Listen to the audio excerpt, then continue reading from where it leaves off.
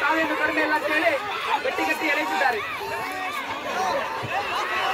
ಅಂತಾರಾಷ್ಟ್ರೀಯ ಕ್ರೀಡಾಪಟು ಪ್ರಕಾಶ್ ಕಾರ್ವಿ ಅವರ ನೇತೃತ್ವದ ತಂಡ ಬಾಂಬೆ ಬಾಯ್ಸ್ ರಾತ್ರಿಯಲ್ಲೂ ಕುಣಿಯುವ ಇನ್ನೂ ಕಠಿಣವಾಗಿ ತಂಡವನ್ನು ಮುನ್ನಡೆಸಿಕೊಂಡು ಹೋಗ್ತಾ ಇದ್ದಾರೆ.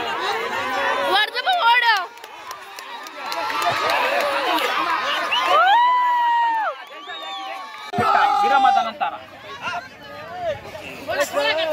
ಸೋತ ತಂಡಕ್ಕೆ ಇನ್ನೊಂದು ಅವಕಾಶ, ಇನ್ನಾದ ತಂಡಕ್ಕೆ ಫೈನಲ್ನಲ್ಲಿ ಅವಕಾಶ. ಎರಡು ತಂಡಕ್ಕೆ ಅವಕಾಶ ಇರುತ್ತದೆ. ಆಡದೇ ಇದ್ದ ತಂಡಕ್ಕೆ ಏನೂ ಅವಕಾಶ ಇಲ್ಲ ಇನ್ನೊಂದು ವರ್ಷಕ್ಕೆ. ಪ್ರಕಾಶ್ ಕಾರ್ಯ ಅವರು ಅತ್ಯುತ್ತಮವಾಗಿ ಕೋಚಿಂಗ್ ನೀಡುತ್ತಿದ್ದಾರೆ ಹಾಗೂ ನೀಡುತ್ತಿದ್ದಾರೆ.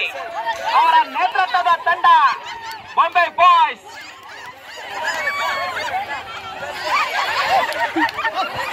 ಪ್ರಕಾಶ್ ಅವರು ಎದ್ದು ಬಿದ್ದು ಒದ್ದಾಡಿ ಕೋಚಿಂಗ್ ಅನ್ನು ನೀಡುತ್ತಾರೆ. ಪ್ರಕಾಶ್ ಅವರ ನೆಚ್ಚಿನ ಪ್ರೀತಿಯ ತಂಡ ಬಾಂಬೆ ಬಾಯ್ಸ್.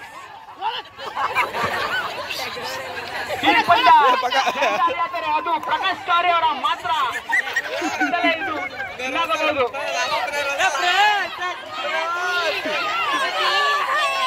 ಕಂಠ ತಂಡದ ಕೋಚಿಂಗ್ ಹರೀಶ್ ಕಾರ್ವಿ ಮತ್ತು ಎರಡು ಹರೀಶ್ ಕಾರ್ವಿ.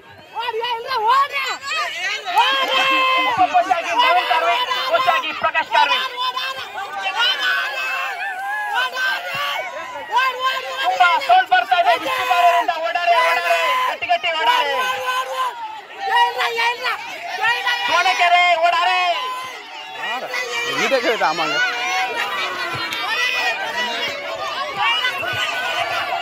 ಬಾಂಬೆ ಬಾಯ್ಸ್ ತಂಡ ಮುನ್ನಡೆಯಲ್ಲಿ ಉತ್ತಮವಾದ ಹೋರಾಟ. ಬಾಂಬೆ ಬಾಯ್ಸ್ ಮುನ್ನಡೆಯಲ್ಲಿ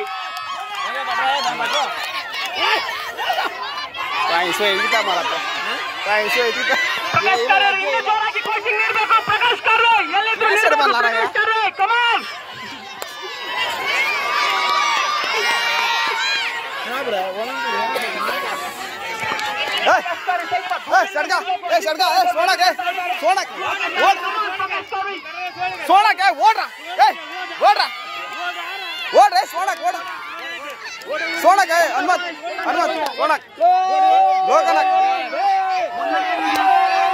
ಮುನ್ನಡೆಗೆ ಕಾರಣವೇ ಪ್ರಕಾಶ್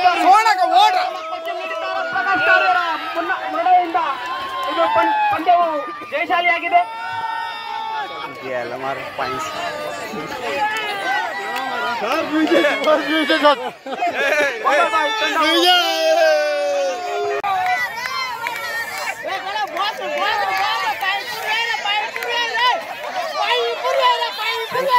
ಉತ್ತಮವಾದ ಪ್ರೋತ್ಸಾಹ ಎಳ್ಳಿಗಳಿಗೆ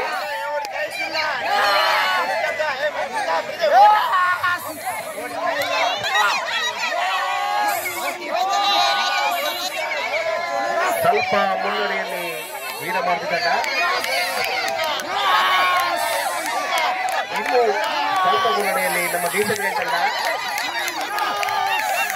ಉತ್ತಮವಾದ ಹೋರಾಟ ನಡೆದಿದೆ. ಸಮಾನದ ಹೋರಾಟ ದೇಶಕ್ಕೆ ಮತ್ತು ವೀರಮಾರ್ಗ ನಡುವೆ.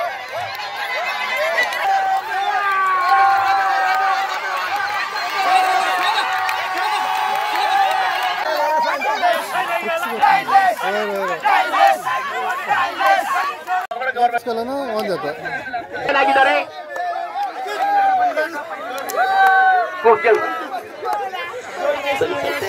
ನಿರ್ಣಾಯಕರ ತೀರ್ಮಾನ, ಅಂತಿಮ ತೀರ್ಮಾನ.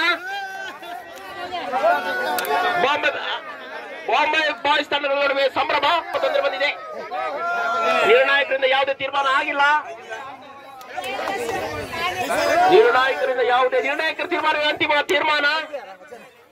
ಒಮ್ಮೆ ಬಯಸಿದ ಸಮಸ್ತ ಕೊಂಕಣಿ ಕಾರ್ಮಿಕ ಜನತೆಯಿಂದ ಅಭಿನಂದನೆಗಳು ಹಾಗೂ